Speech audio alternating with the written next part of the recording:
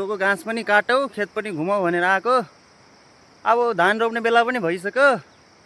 यसो अब धानको भ्यू कत्रो भएछ हेर्न आएको। एक डोको घाँस पनि काट्न आएको। नमस्ते, म चाहिँ शेरबहादुर मोक्तान। आज चाहिँ म यसो खेत घुम्न आएको छु। पल्ल तल्ल एक ढोको घाँस काटियो साथीहरू।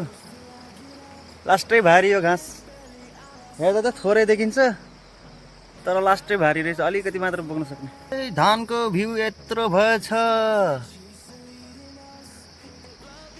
ल है साथीहरू, धानको भ्यू हेर्नुहोस्। धानको भ्यू हेर्नलाई 3 जना कर्मचारी खटाएर आएछ। महँगो छ यिनीहरूको स्यालेरी। कार मकैको ढोट पनि धेर छैन, अब यी पाकेको जति काटिसक्यो। अलिअलि हरियो चाहिँ यस्तै छ, हरियो जति चाहिँ बाँकी छ अलिअलि।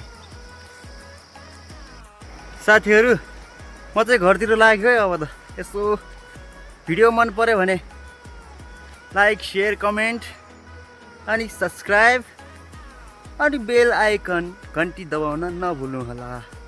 हस्त नमस्ते, अर्को भिडियोमा हामी भेटौँला।